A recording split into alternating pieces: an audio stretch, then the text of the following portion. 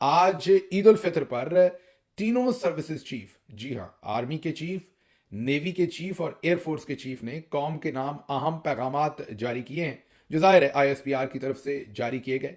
इन पैगामात के अंदर जो कौम को पैगाम दिया गया है या इंपॉर्टेंट पॉइंट्स हैं, वो आपके सामने रख देते हैं। इनमें कहा गया है कि सबको इत्तेहाद के साथ रहना चाहिए, एक दूसरे के साथ हमदर्दी और एहतराम का रिश्ता रखना चाहिए, एक दूसरे के हकूक़ का ख्याल करना चाहिए और शुक्रगुजारी करने पर जोर दिया है कि जो हमें नेमतें मिली हैं, जिसमें पाकिस्तान भी है, उस पर शुक्रगुजारी की जाए। फौजी जवानों और शहदा की कुर्बानियों को खुराज तहसीन पेश किया गया है। यकीनन हमारे सभी जितने भी फौजी जवान हों या हमारे सिविलियन जो शहादतें दे रहे हैं इस वक्त दहशतगर्दी की जंग में, या उसके अलावा भी उन सबको खराज तहसीन, उनके घर वालों को हमारी तरफ से भी खराज तहसीन सबको। ज़ाहिर है उनकी कुर्बानियाँ जो हैं वो पूरी कौम उसकी कर्जदार है, इसमें कोई शक नहीं है। लेकिन अब आते हैं जो दूसरा पैगाम है तीनों सर्विसेज चीफ का, जिसमें उन्होंने इत्तेहाद, यगानगत, हमदर्दी, रिस्पेक्ट, ऑनर, वार्मथ, ये वाले जो जज्बात हैं ये सामने रखे हैं और कहा है कि पाकिस्तान के झंडे के तले तमाम जो एक दूसरे के साथ डिफरेंसेस हैं उनको भुलाकर खड़े हो जाना चाहिए।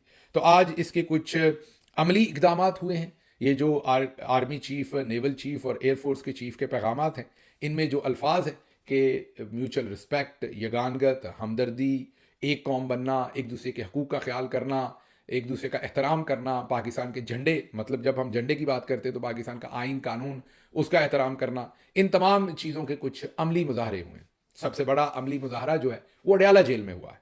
पाकिस्तान के साबिक वज़ीर आज़म और पाकिस्तान ही नहीं, उम्मत मुसलमान के सबसे बड़े इस वक्त के लीडर इमरान खान को जेल के एक सेल में बंद रखा गया और उनकी किसी के साथ मुलाकात नहीं होने दी गई, ना ही उन्हें ईद पढ़ने की इजाज़त दी गई। ये तीसरी ईद है जो इमरान खान अडयाला जेल के अंदर गुजार रहे हैं और तीसरी दफ़ा उनको ईद पढ़ने की इजाज़त नहीं दी गई।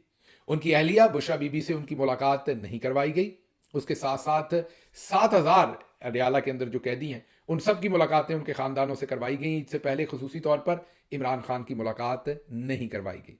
अब देखें ना, इससे बेहतर हम यगानगत, हमदर्दी, कानून पे चलने की और बाहमी भाईचारे की फ़ज़ा, इससे ज़्यादा तो हम कायम नहीं कर सकते।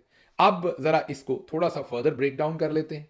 इमरान खान साहब को ईद की नमाज पढ़ने ना देने की दो वजूहत हो सकती हैं। एक वजह तो ये हो सकती है कि इमरान खान का, क्योंकि ये बुनियादी हक है, ये उनका मजहबी हक भी है और ये उनका आइनी हक भी है। और दुनिया के किसी मुल्क में भी अगर कोई कैदी कैद हो, हिंदुस्तान में भी जो कैदी कैद हों या वो कहीं भी कैद हों, उन्हें उनका मजहबी हक दिया जाता है, जेलों में उन्हें नमाज पढ़ने दी जाती है। तो यकीनी तौर पर इतना बड़ा तो कोई वहां पर जालिम नहीं हो सकता कि इमरान खान का, अगर हो सकता है तो फिर आप बताएंगे मुझे, कि इमरान खान के मजहबी हक पर भी पाबंदी लगा दे, मीन अल्लाह और इमरान खान के दरमियान में आ जाए और अल्लाह के जो अहकामात हैं या जो अल्लाह की तरफ फ़राइज़ हैं, इमरान खान के फ़राइज़ हैं अपने रब की तरफ, वो भी पूरे करने में कोई रोके। ये तो मैंने कोई नॉन इस्लामिक स्टेट को भी करते नहीं देखा। तो मेरा दिल तो नहीं मानता कि ये वजह हो सकती है कि कोई इतना ताकतवर अपने आप को समझता है को आपके मजहबी हकूक़ को भी रोक दे। तो ये वजह मेरे ख्याल में नहीं हो सकती। आप ज़रूर बताइएगा अगर आपको लगता है कि मामला यहाँ तक चला गया हुआ है। तो फिर दूसरी वजह ही हो सकती है, और वो वजह ये है कि कहीं वहाँ पर इमरान खान के लिए नारे ना लग जाए, ये डर था, ये खौफ था। या फिर तीसरी वजह हो सकती है कि हम सिक्योरिटी प्रोवाइड नहीं कर सकते। अब इसको ज़रा फर्दर डाइसेक्ट कर लेते हैं। अब इमरान खान एक कंट्रोल्ड जेल के अंदर है, अडयाला जेल के अंदर। अडयाला जेल शायद पाकिस्तान की सबसे हाई सिक्योरिटी जेल है। ना सिर्फ ये कि वहाँ पर सियासी कैदी होते हैं, उसके अलावा भी वहाँ पर इस तरह के बहुत सारे टेररिस्ट भी हैं जिनके बारे में पूरी कौम को पता भी है। बड़े बड़े नाम जो टेररिस्टों के हैं वो वहाँ पर, और उसके अलावा बहुत सारी सियासी शख्सियात माजी में भी अब भी वहाँ पर कैद हैं। तो इस वजह से हाई सिक्योरिटी जेल है, इमरान खान साहब भी वहाँ हैं इस वजह से भी। तो अगर एक पांचवी बड़ी फौज रखने वाली रियासत, वाहिद इस्लामी न्यूक्लियर पावर जो है, वो अपने एक साबिक वजीर आजम जो कि जेल में कैद है, उनको जेल के अंदर भी सिक्योरिटी फ्राहम नहीं कर सकती, मतलब कि जेल के अंदर भी उन्हें ईद की नमाज पढ़ने तक की सिक्योरिटी फ्राहम नहीं की जा सकती, तो फिर जो दुनिया के अंदर हमारी तीसरी रैंकिंग है नीचे से, नंबर 1, नीचे से हम तीसरे वर्स्ट कंट्री हैं जो सिक्योरिटी की सिचुएशन है पूरी दुनिया के अंदर, ये रैंकिंग आलमी जो जारी हुई थी, तो फिर वहां पर तो हमें पहले नंबर पर रख देना चाहिए। तीसरे का तो ऐसे ही फिर ऐसे खामखा तरद्दद ही हो रहा है क्योंकि हम जेल के अंदर सिक्योरिटी प्रोवाइड नहीं कर सकते। अब हमारे हालात देखें कि बलूचिस्तान में हमने सड़कें बंद की हुई हैं, जेल के अंदर एक अपने प्राइम मिनिस्टर को हम ईद पढ़ने के लिए सिक्योरिटी नहीं दे सकते, और इन्वेस्टर्स को कह रहे हैं कि आइए हमारे मुल्क में $100 अरब इन्वेस्ट कीजिए, हम यहां पर आपकी सिक्योरिटी का भरपूर बंदोबस्त करेंगे। अब एक तरफ से ये सिचुएशन है। अब अगर ये सब कुछ सच है तो हमने जहाँ पर सड़कें बंद कर दी हैं रात में, वहाँ पे इंटरनेशनल एयरपोर्ट बनाया था कि वहाँ से इंटरनेशनल फ्लाइट्स चलानी हमने गवादर में, और अब वहाँ पर हमने सड़कें भी बंद कर दी, एयरपोर्ट तो दूर की बात है। अब अगर ये बात झूठ है और इमरान खान साहब की सिक्योरिटी का मसला नहीं है और सियासी तौर पर उन्हें ईद नहीं पढ़ने दी गई, तो फिर ये मामला उससे भी ज़्यादा गंभीर है। फिर तो आप मजहबी हक को रोक रहे हैं सियासत की नज़र में आके। तो आप खुद सोच लें, जिधर भी जाएं आपको भयानक अंधेरा ही नज़र आ रहा है।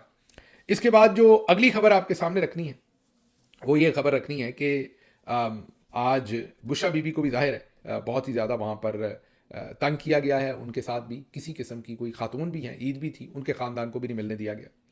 फिर वज़ीर आज़म शहबाज शरीफ साहब ने भी पैगाम दिया, ईद पर अखुवत महरूमियों से, जो महरूम हैं उनसे हमदर्दी की अपील की है, जाफ़र एक्सप्रेस के साने के शुहदा के लिए दुआ की है। लेकिन उनकी तहकीकात पर मुकम्मल खामोशी है। वहाँ पर अगर कोई सिक्योरिटी लैप्स हुआ है, कोई इंटेलिजेंस लैप्स हुआ है, उस पर कोई बात नहीं है।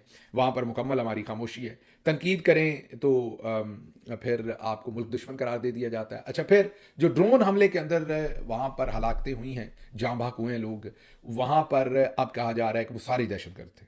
जी हाँ, लोगों के ज़ख्मों पर नमक छिड़का जा रहा है। एक तरफ आप गौर करें कि जो खैबर पख्तूनख्वा के वज़ीर आला हैं वो भी कह रहे हैं, वहाँ के वज़ीर जो है डॉक्टर अमजद वो भी कह रहे हैं, अखबारात भी कह रही हैं, उनके वीडियो मैसेजेस भी हैं, जिनके ख़ानदान वाले वहाँ पर जहाँ बाक हुए वो कहते हैं हम सिविलियन हैं, हम इनोसेंट हैं, हमारा दहशतगर्दों से कोई लेना देना नहीं। दूसरी तरफ राणा सनाउल्लाह ईद वाले दिन जब फॉर्म 47 के जो चीफ मिनिस्टर, जो प्राइम मिनिस्टर हैं, वो आकर कहते हैं कि इत्तेहाद, यगानगत और पता नहीं क्या कुछ होना चाहिए, तब राणा सनाउल्लाह जो हैं वो टेलीविजन पर आकर ये कहते हैं कि वहाँ पर सब दहशतगर्द थे और ये एक बिल्कुल इंफॉर्मेशन पक्की थी हमें और वेल इन्फॉर्म्ड ये वहाँ पर ऑपरेशन हुआ और सब दहशतगर्द मारे गए, कोई सिविलियन नहीं मारा गया इस ड्रोन हमले में। ये राणा सनाउल्लाह नेशनल टेलीविजन पर आकर कहते हैं, जबकि इसकी कोई अभी तक और अदर देन गवर्नमेंट के बयानों के कोई इंडिपेंडेंटली वहां से ऐसी कोई बात सामने नहीं आई। और अगर ऐसा है तो इसकी इंक्वायरी होनी चाहिए, और फिर क्यों वहां से अवाम कह रही है कि ये सारे इनोसेंट थे, इसकी भी इंक्वायरी होनी चाहिए, क्योंकि दहशतगर्दों को तो कोई इनोसेंट नहीं कहेगा और ना कहना चाहिए। तो ये अब आप देखिए कि पाकिस्तान के अंदर क्या मजाक चल रहा है कि वहां पर जो वजीर गए हैं मुतलका, जो वहां पर अवाम है वो सड़कों पर लाशें रख कर एहतजाज करिए। अब दहशतगर्द तो सड़कों पर लाशें रख कर एहतजाज नहीं करेंगे, खवातीन उसके अंदर, 9 उम्र बच्चे जो हैं उसके अंदर जहाँ बाक हुए हैं। तो एक तरफ राणा सनाउल्लाह ईद वाले दिन नमक छिड़क रहे हैं और बात को बढ़ा रहे हैं, और दूसरी तरफ अता तारड़ ने एक नया बयान ठोक दिया है। उसने बयान ये दिया है कि वहां पर ड्रोन हमला हुआ ही नहीं है। जी हाँ, डेंटोनिक ने यह कहा है कि वहां पर जमीनी ऑपरेशन हुआ है और 17 लोग वहां पर जो है वो जाँ बहक या हलाक किए गए हैं, और वो तमाम के तमाम दहशतगर्द थे। वहां पर तो कोई ड्रोन हमला हुआ ही नहीं। अब आप जाएं तो किस तरफ जाएं? एक तरफ सर्विसेज चीफ का पैगाम है, दूसरी तरफ फॉर्म 47 के वजीर आजम का है, तीसरी तरफ उन्हीं के मशीर जो हैं वो कह रहे हैं कि ड्रोन हमला ही हुआ था और सारे के सारे दहशतगर्द थे।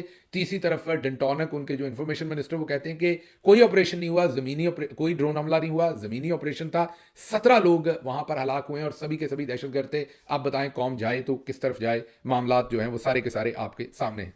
आगे जी, चीफ जस्टिस साहब ने भी बयान ठोका है। ईद का दिन था, जाहिर है उन्होंने भी आप सबको मुबारकबाद देनी थी, दे भी क्यों ना, क्योंकि उनकी तो दुबई लगी हुई है, वो तो आराम से याशी फरमा रहे हैं, काम कोई है नहीं, चीफ जस्टिस उनको रहने नहीं दिया गया। मुराद चीफ जस्टिस वाली हैं, जिम्मेदारियां चीफ जस्टिस वाली नहीं है। तो उन्होंने क्या कहा है? उन्होंने कहा कि कानून की हुक्मरानी का अयादा करते हैं, लेकिन अदलिया की कारकर्दगी पर सवाल उठा दिया। 136वें नंबर पर ऐसे ही तो आप है नहीं, आपने अगर थोड़ा सा कानून की हुक्मरानी का मजीद अयादा किया तो जनाब हम लंबरवानी हो जाएंगे इस तरफ। तो आप अयादा ना ही करें, आप आराम से सवैयाँ शवैयाँ खाएं, आप ये किस चक्कर में पड़ गए हैं। और दूसरी तरफ अगर हम कराची में हालात देखें तो फरहान मलिक सीनियर जर्नलिस्ट हैं, एक वफादार पाकिस्तानी, एक लॉयल पाकिस्तानी, एक खालिस पाकिस्तानी है। रफ्तार.com को चलाते हैं, सोशल मीडिया का एक नेटवर्क। इससे पहले समा टीवी के डायरेक्टर न्यूज़ रहे। उन्होंने आज 10 बजे उनका आज रिमांड की पेशी थी मलीर कोर्ट के अंदर। उनका पूरा ख़ानदान ईद वाले दिन, जी हाँ दुरुस्त सुन रहे हैं, ईद वाले दिन वो सारे 10 बजे सुबह से, बल्कि 9 साढ़े 9 बजे ही मलीर कोर्ट आ गए, क्योंकि 10 बजे इन्हें लेके आना था। और जो जज साहब थे, क्योंकि जो मजिस्ट्रेट थे वो ईद में बिजी होंगे, उन्हें इस बात का कोई ख्याल नहीं आया कि उनका ख़ानदान होगा, वो मुकदमे में देखूँ अगर वो बेगुनाह हैं तो उन्हें रिहा करूँ। वो 1 बजे आए, दुरुस्त सुन रहे हैं, वो दोपहर के 1 बजे आए। 1 बजे आगे उन्होंने मुकदमा सुना। जो मुकदमे के अंदर सबूत पेश किया गया, जिस गवाह को पेश किया गया, उसने जब आके अदालत में फरहान मलिक को देखा, उसने कहा जी मैं तो इनको पहली दफ़ा देख रहा हूँ, मैंने तो आज तक इनको पहले नहीं देखा।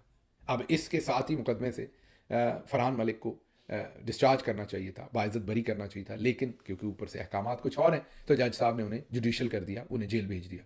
तो ये तो हालात है। और दूसरी तरफ चीफ जस्टिस कहते हैं कि मुल्क में इंसाफ देने का अयादा करना होगा, कानून की हुक्मरानी का अयादा करना होगा। जनाब निज़ामुद्दीन की हुक्मरानी का अयादा आपने किया हुआ है, वही काम चल रहा है, वही चलेगा, और कुछ मुझे होता हुआ नज़र नहीं आ रहा। अगली खबर की तरफ बढ़ते हैं। पीटीआई के आज सेंट्रल ऑफिस ने एक नोटिफिकेशन जारी किया। बहुत उम्दा नोटिफिकेशन है, बहुत उम्दा हदायत है, प्रोवाइडेड कि हमारे एमपीए और एमएनएस जो हैं वो इस पर अमल भी करें। और वो हदायत ये है कि शोहदा जितने भी हैं पाकिस्तान तहरीक इंसाफ के इस सारी मूवमेंट के अंदर, और जितने भी कैदी हैं जेलों के अंदर, वो रहनुमा हों या वर्कर्स हों, और जितने भी लोग जिन्होंने इसके अंदर सफ़र किया है, उनके घरों पर हमारे तहरीक इंसाफ की leadership, MNS, MPS, ticket holder ज़रूर जाएं, उनके ख़ानदानों से मुलाकात करें, उनके ख़ानदानों से यकजहती का इजहार करें, और उनको एहसास दिलाएं कि पीटीआई एक फैमिली है, पूरी कौम जो है वो उनके प्यारों ने जो कुर्बानियाँ दी हैं उसके साथ खड़ी है। बहुत ही उम्दा नोटिफिकेशन है। उम्मीद करते हैं कल देखेंगे भी कि कितने लोग गए हैं, आज पूरे ईद के दिन में कितने लोगों ने इस सारे प्रोसेस में हिस्सा लिया है, और इसके ऊपर नज़र रखेंगे। लेकिन ये एक अच्छा आज फैसला था मेरे ख्याल में, और इसको होना चाहिए था। अच्छा जी, अब अगली खबर की तरफ बढ़ते हैं। अगली खबर बहुत ही हैरान कुन है। जेदा जी हाँ, जावेद चौधरी साहब ने ईद पर नई रिसर्च शाया की है। जावेद चौधरी साहब नोबेल पीस प्राइज़ के लिए बहुत ही ज़्यादा उतावले हुए हैं। उनको लग रहा है कि अगर मैं बड़ी रिसर्च कोई ना कोई अगले चंद दिन में कर दूंगा तो मुझे नोबेल पीस प्राइज़ मिल जाएगा। अब मुझे इन्हें नोबेल पीस प्राइज़ तो शायद मिले या ना मिले, लेकिन मुझे लगता है कोई ना कोई ज़रूर मिल जाएगा।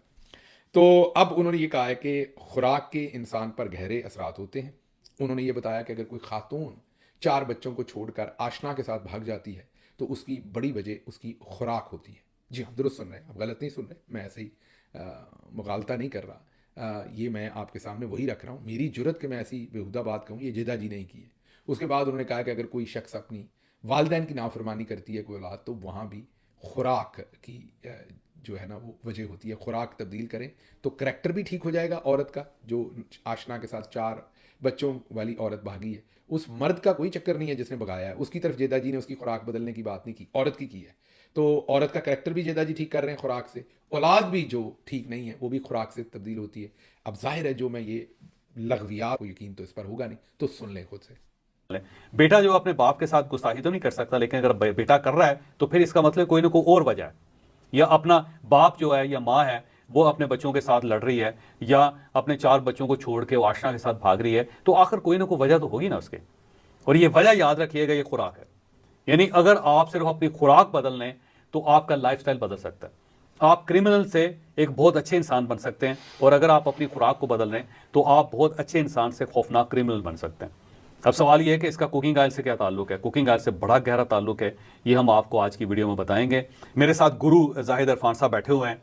सुन लिया आपने, ये हमारे दानिश्वर हैं, इनका नाम जेदा जी है, और इन्होंने ये फरमाया। तो अब आप सबके कैरेक्टर में जो भी थोड़ी बहुत झोल है वो खुराक से ठीक करें, आप बाकी सारे काम छोड़ें। हाँ, ये ज़रूर ज़हन में रखें, जेदा जी ने ये नहीं बताया कि खुराक हराम की हो या हलाल की हो, इससे भी कोई फ़र्क पड़ता है कि नहीं, इस पर जेदा जी मुकम्मल खामोश हैं। आगे भी वो कुछ बढ़ गए, इसके आगे भी उन्होंने कोई काम डाल दिया। ईद का दिन है तो उन्होंने कहा कि तड़का और लगा देते हैं। वो जो मरियम सफदर हमारी बहन है, उनके और कैप्टन सफदर के ताल्लुकात पर भी तहकीक करते रहे, और वो भी नेशनल टेलीविज़न पर। उन्हें पूछते रहे हैं कि शादी से पहले आप उन्हें देखते थे, आप उनसे बात करते थे, आप उन्हें मैडम कहते थे, मुस्कुराते थे उनकी तरफ देख के या नहीं, आप जो आपके साले हैं उनसे आपकी दोस्ती थी, गपशप थी, आपके जो ससुर हैं उनसे किस तरह की फ्रैंकनेस थी। मतलब उनका दिल तो कर रहा था कि वो जब सुहेल बड़ाइच साहब की तरह एक दिन जियो के साथ में और ज़्यादा बढ़ जाएं। और बस मुझे हैरान ही किया जेदा जी ने कि जाहिर है वो दोनों चले पॉलिटिकल स्पेस में हैं, अब उनकी शादी हुई है, तो बच्चे हैं उनके बड़े बड़े, बल्कि आगे बच्चों के बच्चे हैं। तो जेदा जी ये किस तहकीक में आप पड़ गए हैं। लेकिन बहरहाल जेदा जी जो है वो बहुत मज़े ले लेकर, जेदा जी कहीं आपकी भी खुराक बदलने वाली तो नहीं हुई, मुझे ये बता दें। लेकिन ये आपको फिर यकीन नहीं हो रहा तो सुने ज़रा जेदा जी ने कैप्टन सफदर साहब के साथ क्या बातचीत की। अच्छा, इससे पहले मरियम साहबा से कभी मुलाकात हुई थी आपकी? वैसे मैं देखता रहता था, जो जिस तरह वो होता है क्या हाल है अस्सलाम वालेकुम, वो उस तरह का नहीं। ठीक है, ठीक है, ठीक। आप उनको मैडम कहते थे, उसको क्या कहते थे? नहीं, इतना कभी नहीं हुआ, कभी ऐसी बात मैडम तो मैं अब भी नहीं कहता हूँ। अच्छा, और उस वक्त ये है कि बस मैडम और या कुछ भी नहीं कहते? नहीं, वो कभी बेगम साहब जब आए, फैमिली आए, तो वो इतना वो नहीं था। ठीक। और सैन साहब और हसन साहब, इन दोनों से रब्ता था आपका उस वक्त? वो इतना नहीं, इतना नहीं था, वो फैमिली का अपना बस एक डिस्टेंस था हाँ उनका। जी, वो और मियाँ साहब के साथ भी कोई फ्रैंकनेस नहीं थी उस वक्त कभी? आज तक नहीं। ठीक, नहीं, वो डिस्टेंस पे रहते हैं? नहीं, वो मैं तो कभी वो यूनिफॉर्म पहना हुआ था बॉस को, तो कभी नहीं, मगर बात सच करता था, आज भी सच करता हूँ। सुन लिया आपने, वो बेचारे कह रहे हैं कि मेरा तो बहुत फासला है मरियम साहबा से, मैं तो फासले पे रहता हूँ। फिर उन्होंने कहा मैडम कहते हैं, उन्होंने कहा नहीं मैं मैडम नहीं कहता। फिर बाद में कहा कि जब मेहमान वगैरह आए हों तो तब ज़रा मैं कह लेता हूँ। तो और वो बेचारे क्या करें, इससे आगे उनके पास जवाब देने को और क्या है, जो ये सारी बातें हो रही हैं। अच्छा जी, अगली खबर आपके सामने जो रखनी है वो एक अस्करी टाउट है, हम कहेंगे या सहाफ़ी कह लें उन्हें, जो भी कहना है आपने, उनकी मर्जी, सीनियर सहाफ़ी हैं वैसे। उन्होंने अस्करी सहाफ़ी कह लें, चले टाउट ज़रा थोड़ा सा हार्ड लफ्ज़ हो जाएगा इनके लिए, इमरान वसीम साहब। उन्होंने कहा है कि आर्मी चीफ ने तहरीक इंसाफ के खिलाफ तबले जंग बजा दिया है। ये इन्होंने नहीं, नुसरत जावेद साहब ने बताया था कि ईद के बाद बहुत सख्ती आने वाली है तहरीक इंसाफ पर, और इस दफ़ा आर्मी चीफ खुलकर जो है वो मजालिम करेंगे। अब ये इमरान वसीम साहब कह रहे हैं कि आर्मी चीफ ने तहरीक इंसाफ के खिलाफ तबले जंग बजा दिया है। इस बार आर्मी चीफ इस्लाम का भी ख्याल नहीं करेंगे। हैं क्या मतलब, इस्लाम से निकल कर कुछ करेंगे? मतलब ये मेरी समझ से बाहर है। वो तो हाफिज़ कुरान है, इस्लाम का ख्याल क्यों नहीं करेंगे? मतलब क्या कहना चाह रहे हैं यहाँ पर इमरान वसीम के, इस बार इस्लाम का भी ख्याल नहीं होगा तो किसका ख्याल होगा? मतलब कि क्या होगा फिर? किसी और मज़हब के मुताबिक ट्रीट किया जाएगा तहरीक इंसाफ को, या क्या? ये मेरी समझ से बाहर है। मैं को अगली बात करूंगा तो फिर तो पता नहीं क्या ही शोशा छोड़ दिया जाएगा। इसलिए इन्हें ही बुला के पूछ लें कि ये आर्मी चीफ को इस्लाम से बाहर कर रहे हैं या क्या कर रहे हैं, क्या कहना चाह रहे हैं। बाकी ये तो सारे ही बता रहे हैं कि ज़मीन गर्म कर दी जाएगी और बहुत जुल्म किया जाएगा। चल, अल्लाह हिफाजत करने वाला है, देखते हैं क्या होता है। अब जिसके पास ताकत है, हम तो उसको यही कह सकते हैं कि उसे ताकत का गलत इस्तेमाल नहीं करना चाहिए। हम अल्लाह के हजूर दुआ कर सकते हैं कि वो इनके दिल में कोई रहम डालें लोगों के लिए, अगर ताकत इस वक्त उनके हाथ में है कि लोगों पर ज़मीन तंग ना करें। लेकिन इमरान वसीम साहब जो है वो लोगों को डरा रहे हैं कि इस्लाम का भी ख्याल नहीं किया जाएगा और तुन के रखा जाएगा, बिल्कुल तबाही कर दी जाएगी। अच्छा जी, अगली खबर जो आपके सामने रखनी है वो रूसी सदर की गाड़ी में धमाका हुआ है। वो गाड़ी जिसमें शायद वो बैठते भी थे, और ये गाड़ी उनको शायद कोरिया के किसी मुल्क से, कोरिया, जनूबी कोरिया शायद, या कोरिया से उन्हें गिफ्ट मिली थी। अब ये नहीं समझ के इसके अंदर बम रखा गया, क्या हुआ, लेकिन बहरहाल उनकी गाड़ी जो एक उनके कॉन्वॉय में होती है वो उड़ गई, और इस पर जाहिर है बड़ी तशवीश है वहाँ पर। और ये डेवलपमेंट भी बहुत ही मेजर डेवलपमेंट है वहाँ से जो हमारे सामने आ रही है। ख़बरें और भी थी, लेकिन मुझे यहाँ से इजाज़त दीजिए। आपको एक दफ़ा फिर ईद की बहुत बहुत मुबारकबाद। अल्लाह आपका हामी और नासिर हो। पाकिस्तान जिंदाबाद।